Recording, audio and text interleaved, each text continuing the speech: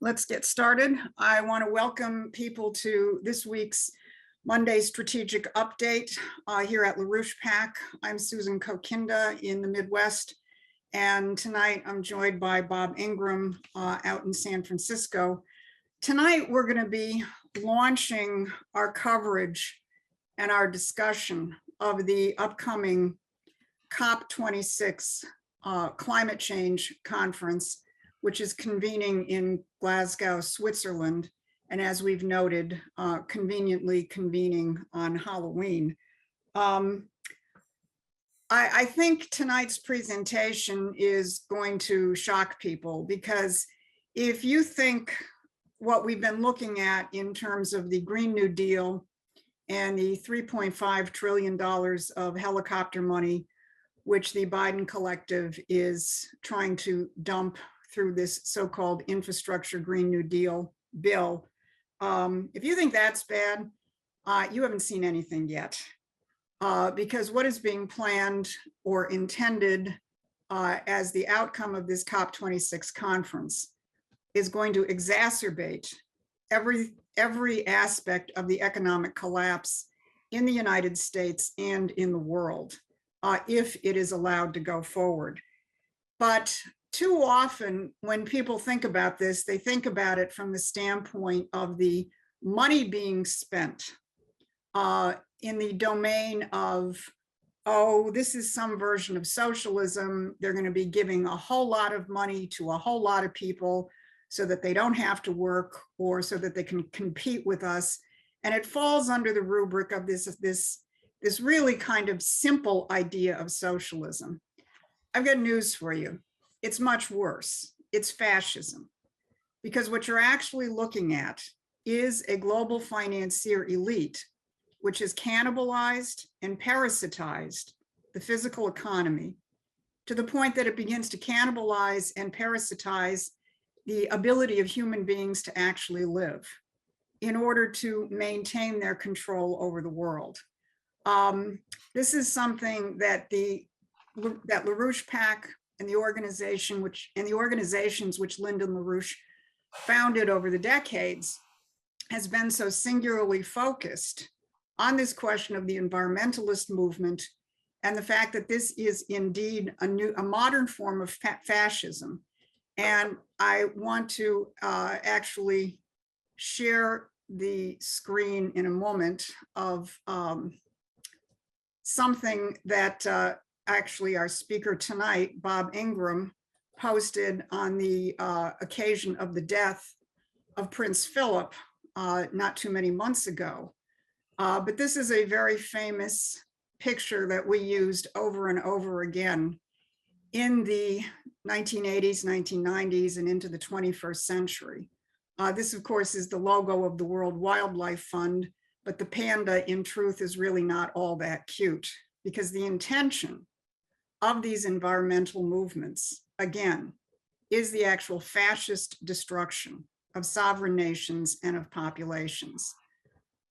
So that, and the counterpoint to that is what our organization has launched in the form of the fight to re-Americanize the US economy, to restore economic sovereignty as a principle for nations, so that they can defend themselves from this global fascist financier elite. One of the things which Donald Trump did, which demonized him as much as anything in the eyes of this globalist oligarchy, is he pulled the United States out of the so-called Paris Climate Accords and threatened to indeed reestablish our economic sovereignty as a nation.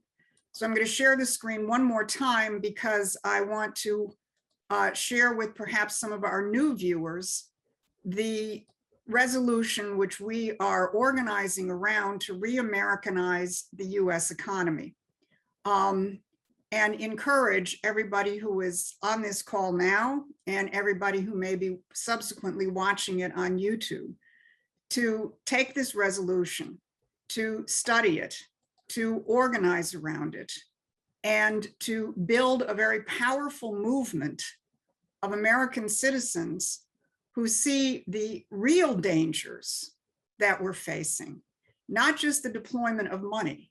Of course, that creates the danger and the reality of inflation and hyperinflation. But again, it is a much deeper threat to the very essence of what it is to be human that is embedded in this COP26 conference, the Green New Deal, and everything which is coming out of this current Biden collective administration. So I think Bob is going to make even clearer than I have in these first few minutes that the enemy we're facing is far more evil than perhaps some of us understand. So go ahead, Bob. Okay, hello everyone. There's a lot to cover, and we're not going to get through it all tonight. So I'm just going to try to hit some of the more important points. I will tell people, as Susan said, the COP26 is going to open up in Glasgow on October 31st, and it's going to run to November 12th. So it's a long conference, and we will be reporting on it, either in video form or in short written reports as the conference is going on. So we will be able to let people know what is being discussed, what's happening, more or less in real time. So so what we're talking about here is COP26. Now, for those who know very little about this, this is the 26th UN Climate Change Conference of the Parties. That's where the term COP comes from, COP, Conference of the Parties. Now, as you may have picked up on, it's not a conference of governments. It's not a conference of nation states. It's not a conference of sovereign nations. It is a conference of the parties, in which the parties are more or less subservient to the conference, which is run by the United Nations. But in fact, this is not simply a bureaucratic United Nations conference. If you look at the participants, and later on I'll give people a partial list of some of the participants. If you look at the participants of this conference, or if you go back to the last conference of the World Economic Forum in Davos, Switzerland, because these two organizations, they're not the same by any means, but the UN COP conferences and the World Economic Forum conferences, they're running in parallel. And in fact, the World Economic Forum is going to have a big delegation at the COP26 conference, and they're interconnected and they're running in parallel. And if you look at the high-level participants of COP26 or of the World Economic Forum, you're looking at the richest people in the world. You're looking at the billionaires. You are looking at the oligarchical elite. So when you think of something, as Susan said, like the Green New Deal of Biden and all this incompetent nonsense, this is not, coming from communist China. This is not simply socialism. The richest billionaires in the world are not trying to foist socialism on us. Susan said this is fascism, and that is what it is. But it is really, it's the modern version of the British Empire. If you look at the oligarchical outlook, and if you look at the economic policies of the British Empire in the 18th and 19th and early 20th century, this is a modern version of it. This if you want to look at what's really going on here, what do they intend to do coming out of COP26?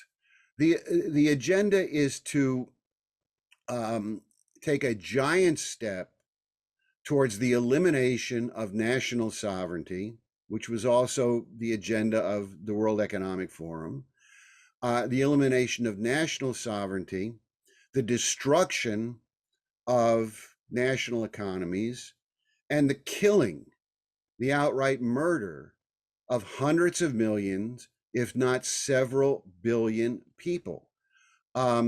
This is an imperial oligarchical agenda. It involves the creation of a global financial and corporate dictatorship. It entails outlawing or preventing any real physical economic development in any nation around the world. It entails imposing on people a so-called climate policy, which is based on lies and really based on pagan religious views.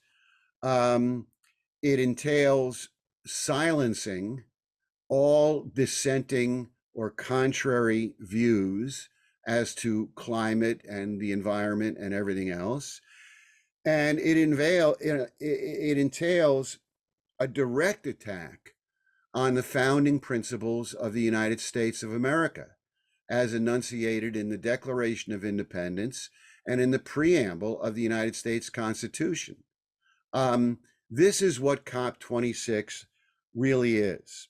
And it's, as I said, it's pure evil. It's the enemy of the human race. It's the enemy of the American Republic. And this is what we are taking on.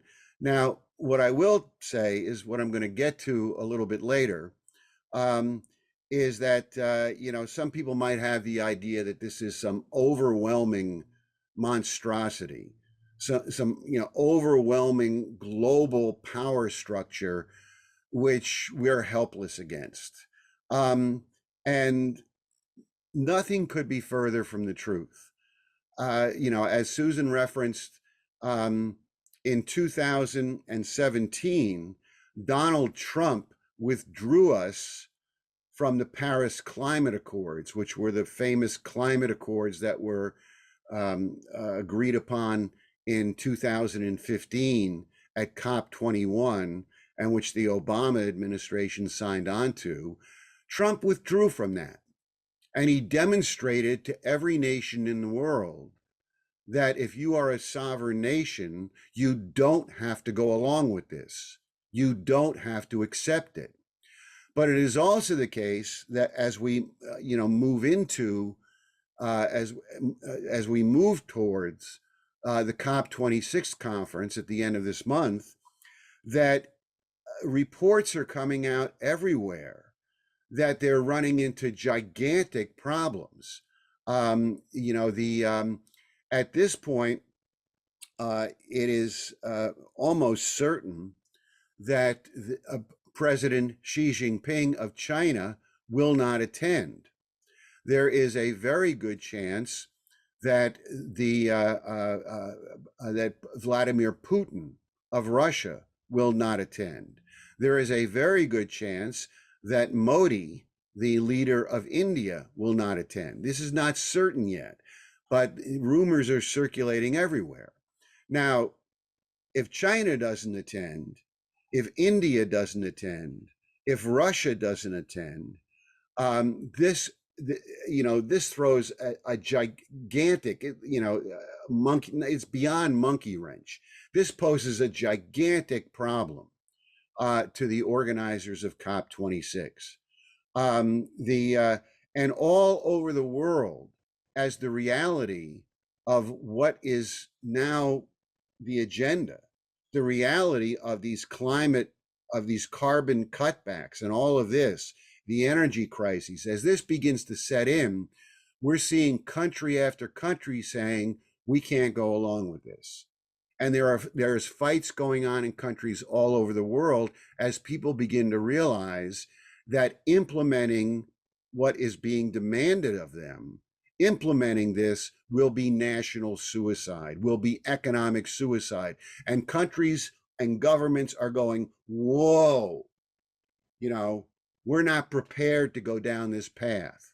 So as evil as these people are, nothing is set in stone. Nothing is settled. We have a fight on our hands. Now, to give you a little background to this,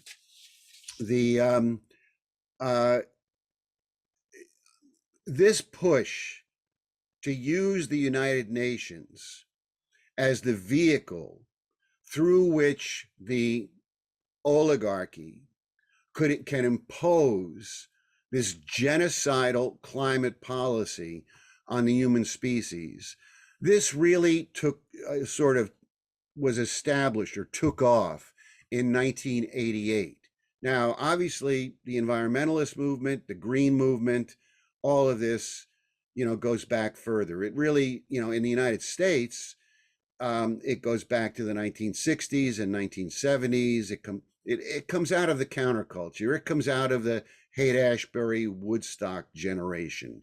The Earth Day, the anti-nuclear movement, and as Susan referenced with Prince Philip, with the World Wildlife Fund, with the Club of Rome, which comes out of the European oligarchy. This has a long history, which we can't go into tonight. But in 1988, the United Nations, this is 33 years ago. So this is sort of a long march, 33-year long march. In 1988, the United Nations established something called the Intergovernmental Panel on Climate Change, the IPCC. This was it was headquartered in Geneva, Switzerland, and they've been issuing a series of reports over the last 33 years. Not every year. They've issued 6 of them. In their most recent report, they announced that it is now proven that climate change is the word they use, is unequivocally caused by human actions. Their 2 arguments are that climate change is caused by human actions, and that the primary human action is economic activity, which increases the amount of carbon dioxide in the atmosphere. Now, I don't want to go into a long scientific discussion of this tonight. There's not time to do it, but I'll just say there's 3 tenets to what they are, asserting, and they assert it. One is that we are experiencing substantial global warming. Now, this is very questionable whether that in fact is true.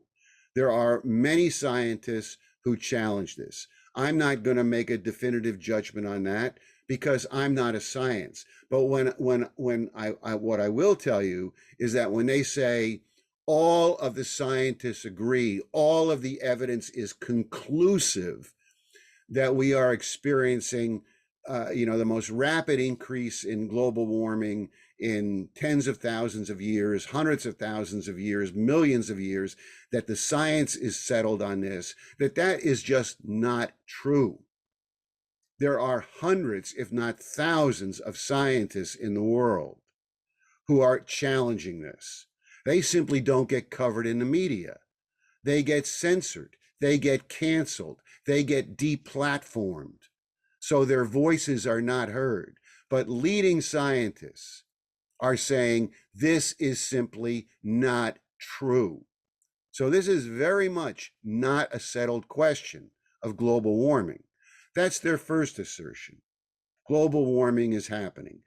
Their second and third assertions are what I said, that it's caused by human beings, and that it's caused by the economic activity of human beings, which is putting carbon dioxide and other greenhouse gases, so-called, into the atmosphere.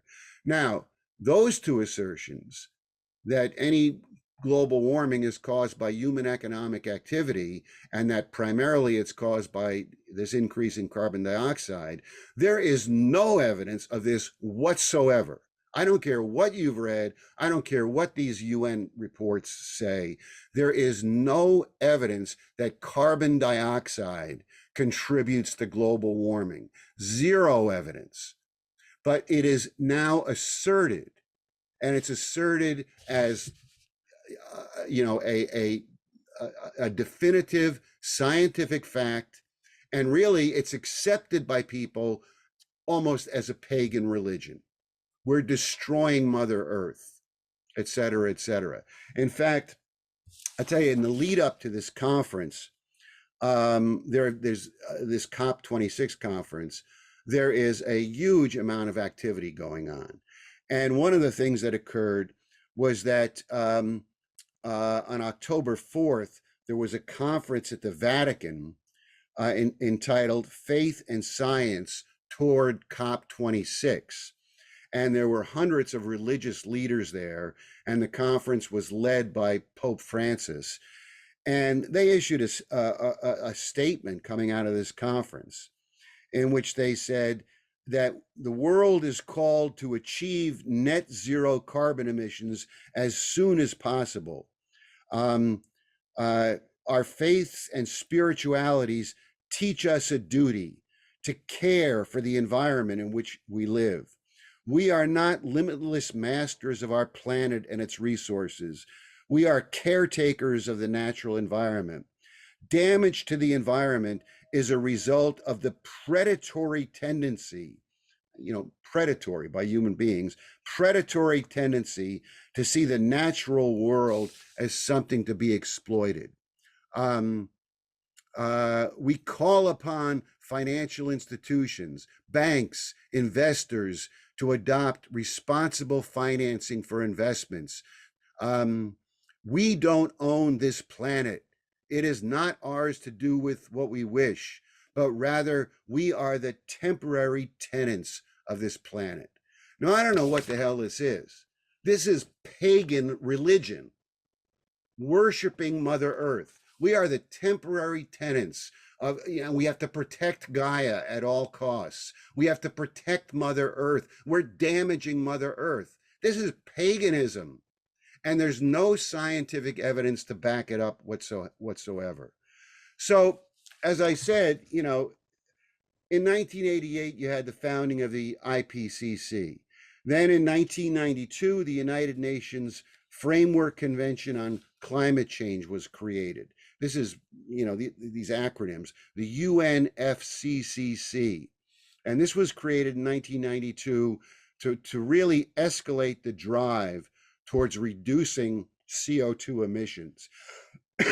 In 1995, the first COP conference was held, COP1 in 1995, to bring together the parties for a global action against climate change.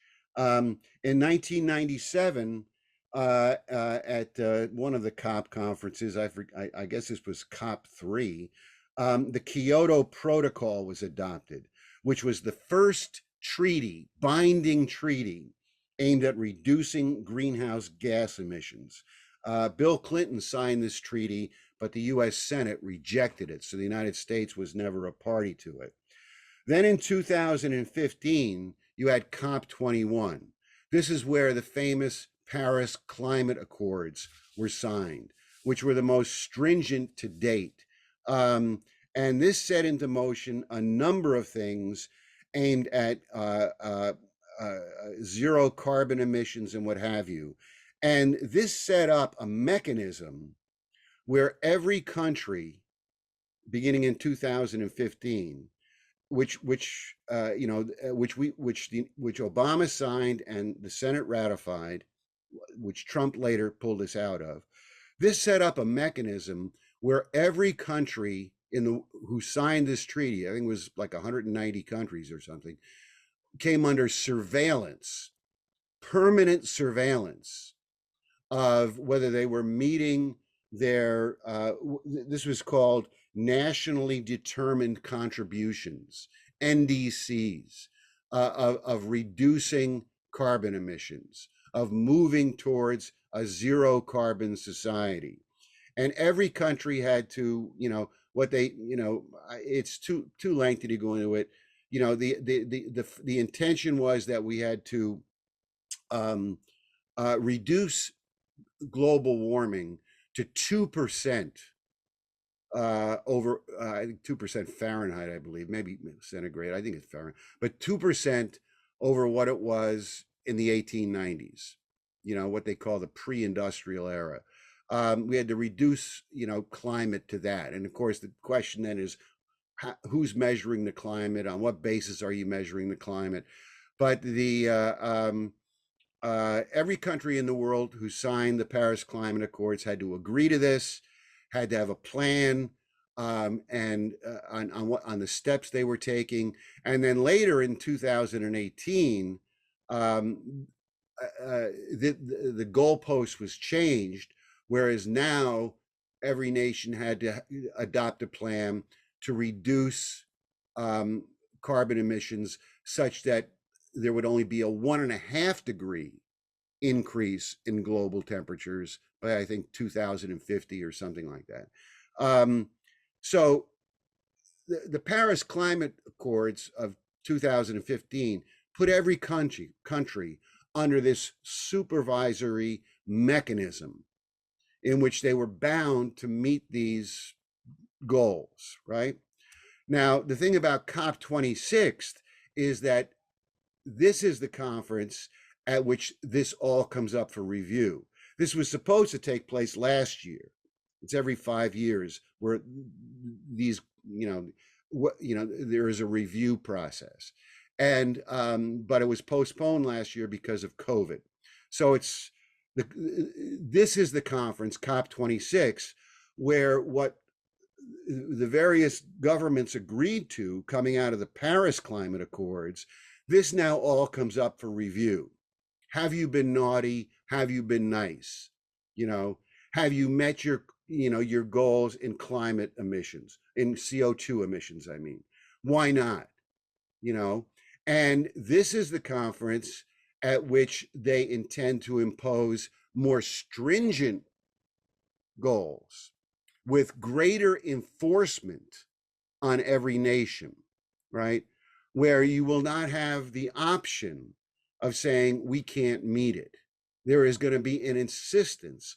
This is what they call the ratcheting up mechanism, where every 5 years, the enforcement becomes more draconian, and where the goalposts are moved even further, in which you have to shut down, more and more of your economy in order to reduce your carbon emissions. You have to go more and more with a green economy in which you're not producing anything, but you're shutting down. And also, it's not just carbon; it's methane. The demand is to increase, to reduce methane production, among other greenhouse gases. And methane, to reduce methane substantially, which is the goal, you basically have to eliminate modern agriculture, because agriculture is the biggest producer of methane, and so, this ratcheting up mechanism is designed step by step by step to shut down the productive economies around the world. Now, I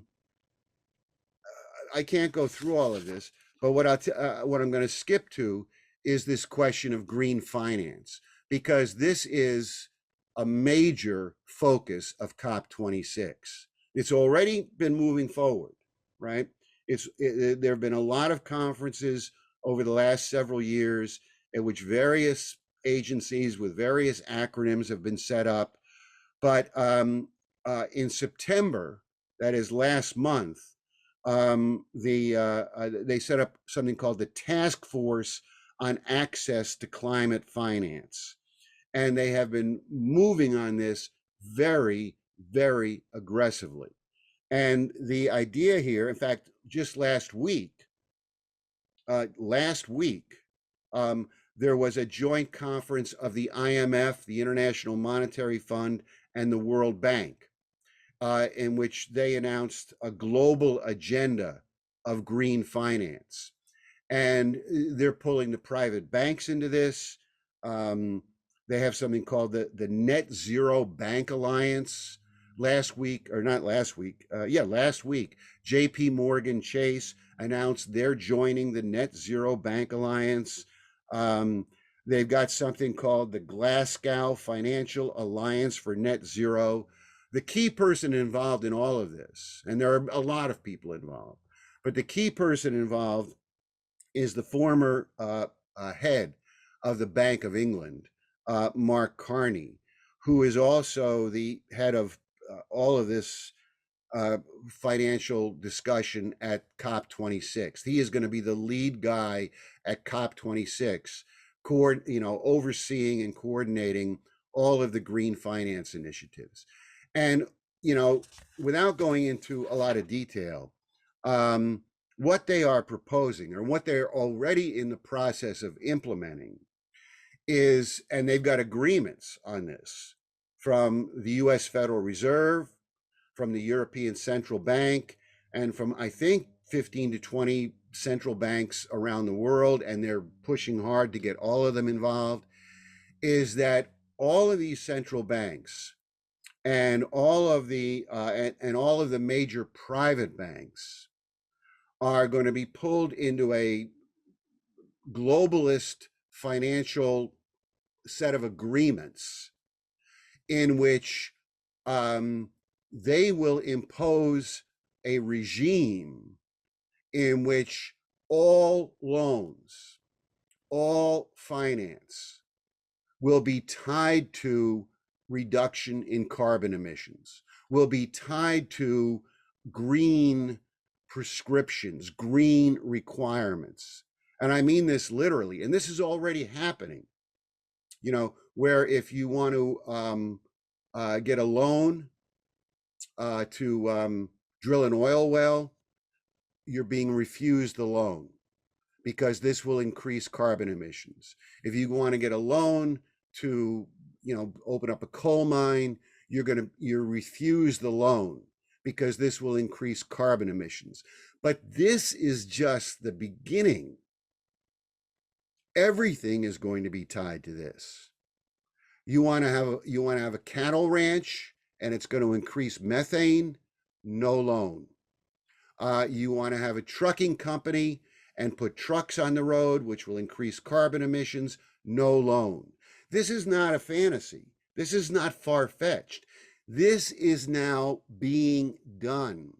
And under what's being proposed by Mark Carney, by the International Monetary Fund, by the World Bank, by Janet Yellen, at the Federal Reserve, and by the leaders of the European central banks, Bank of England, European, what have you, they're now aggressively moving forward with this. And the idea is they intend to bring it all the way down to the local level, right? Including forcing private investors to impose by this. Because as some people know, a lot of companies now, the way they get started or the way they get financed is through private equity funds. Well, they intend to bring the private equity funds into this. Everyone will become subject to these guidelines imposed top down, where we're loaning money for anything productive. If they can show that this might increase carbon emissions or might affect global warming, it will be verboten. And this is a globalist financial dictatorship to shut down the productive economy. And again, as I said, it's not coming from Russia or China, right? Because they intend to impose this on Russia and China and India and the United States and Brazil and Argentina and Guatemala and on Japan, on every nation, right? Now, the problem they've got is that, some people are beginning to sort of realize what their future is going to look like under this. And there are huge fights breaking out. I mean, already we're seeing, now this is, as I'm sure some people have seen in the news, and this is partially because of the, the imposition of these carbon reduction policies. It's partially the result of the global economic crisis. You could say it's largely because of the global economic breakdown crisis we're now witnessing all over the world. What is euphemistically called the supply chain crisis, which is not a supply chain crisis. It's the breakdown of this globalist financial system, which is affecting productive activity all over the world. But the climate change restrictions are part of it, and as we've seen, there are electricity blackouts all over China, Lebanon, other countries around the world. There's all kinds of crises that are already breaking out, and they're getting worse and worse day by day. So we're seeing, resistance. We're seeing resistance to these policies already. I mean, I'll give you one example, or I'll give you a couple of examples, then I'll sort of wrap it up here so we have a lot of time for discussion. But on October 15th, Vietnam announced that they're going to double their coal-fired electrical generating plants because of the shortage in electricity in Vietnam, and that they're going to build more coal-fired plants. Now, this goes against COP26. It goes against the Paris Climate Accords. Other nations are doing the same thing. One of the most interesting situations is in China. On September 21st, Xi Jinping gave a speech at the United Nations, which was a terrible speech. I read it. And, he committed himself to the Paris Climate Accords. He said, we're going to meet, we're going to go for this zero, carbon emission economy. And in fact, there was an editorial in the Chinese, in the Global Times, this is editorial policy, on September 27th, in which they fully endorsed the Paris Climate Accords, said China's committed to this. And they actually said in the editorial, quote, we must plan carefully and we must bid farewell to the era of extensive power generation and use. Bid farewell to the era of extensive power generation and use. I don't know what kind of socialist paradise that is, but that was the editorial. But in the same issue, the very same day, in the same issue of Global Times, there was an article announcing that the Chinese government is going to increase financing to build coal-fired power plants in China to meet the electricity shortage, right? And then a week later, there was a big item on CGTN, which is the leading Chinese news channel, television news channel, at which they said the Chinese government has made a decision to drastically increase funding to build more coal-fired plants in China. So, what's going on here? What's going on is that there is a fight breaking out in countries all over the world where on the one hand, you've got this pressure coming from the British imperial financial crowd saying you must accept, the Paris Climate Accords, and you must ratchet up and escalate the Paris Climate Accords. And on the other hand, you've got people in nations all over the world saying, wait a minute, We don't have electricity. We don't have enough electricity to keep the lights on. We don't have enough electricity to run the transport systems. You know, we don't have enough electricity to, feed our people. So the reality is setting in, and there's more and more resistance. You know, as I said, Xi Jinping is not going to COP26. Modi may not go. Putin may not go. Other governments, we'll see. Australia is being called a rogue nation. Now, some people don't like what's going on in Australia because of, the vaccine mandates and what have you. But Australia is the biggest coal exporter. Well, I think it's the biggest coal exporter. It's one of the two or three. It is, I believe, the biggest coal exporter in the world, right? And they basically have refused to implement any of the Paris Climate Accords. So Australia is considered a rogue nation by these elitists.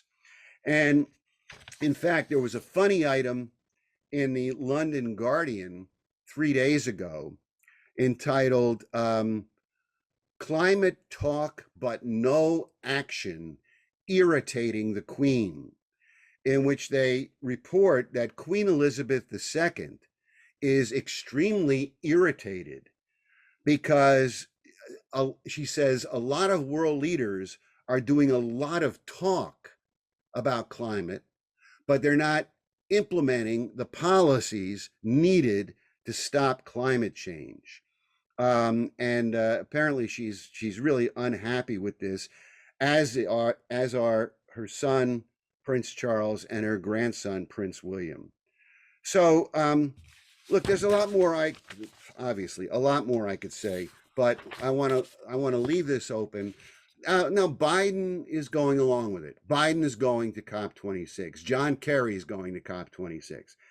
But the fact is, governments are not locked into this by any means. And if we take our government back in the United States, which is what our task is, then we can defeat this policy. It's evil, it's satanic, it's pagan, it's murderous, but it can be stopped by sovereign nations. And just in closing, I'll give you a sense of some of the people who are going to be there at COP26 when it opens up. Queen Elizabeth, Prince Charles, Bill Gates, Jeff Bezos, Joe Biden, John Kerry, the UN General Secretary Guterres, the head of the World Bank, the head of the International Monetary Fund, the head of the European Central Bank, the Ursula von der Leyen or whatever, the president of the European Union, representatives of the World Economic Forum, the Davos crowd, lunatics like David Attenborough, Greta Thunberg, mentally disturbed, top Hollywood personalities like Leonardo DiCaprio, Mark Carney, Janet Yellen, and all of these people, they're all going to be there. But, it's the ghouls gathering, right? And their intentions are evil, but they have not won yet. It's up to us. So that is how I will end this right now. Okay. All right. Thanks, Bob. All right. Well, the floor is open. You can raise your hand by raising your hand if you're on the computer, and if you're on the phone, you can raise your hand by hitting *9, and then we'll ask you to unmute yourself. There is one question in the Q&A I'm going to take, and then I see there's a hand up already. The question in the Q&A is from Ruth, who says, CO2 is a plant food, so wouldn't a higher CO2 count mean more plants and a greener planet? So why does everybody think it's so bad? Why is global warming so bad? I would think a little warmer winter might be rather nice. Yeah, I think they just count on people being morons. And, unfortunately for them, these elitists, people aren't morons. I mean, one of the things that they say, one of their little, they have all kinds of little sub departments and sub projects and youth projects. And one of their projects, I mean, they got lots of money to spend on this. One of their projects is they want to plant millions and millions of trees, right? Now, the problem is if you keep reducing carbon dioxide in the atmosphere, the trees are all going to die. So, it's hilarious. And also, some people who know nothing about climate think that, a hot planet creates deserts, like the Sahara Desert, right? And in fact, if you've studied climatology or the history of the climate of the planet, the fact is that what's the term, desertification, you might correct me, the spread of deserts around the world is associated with ice ages, and warming periods are associated with the spread of tropical vegetation. So it's like they just think everyone's an idiot, you know. So anyway, that's what I have to say on it. All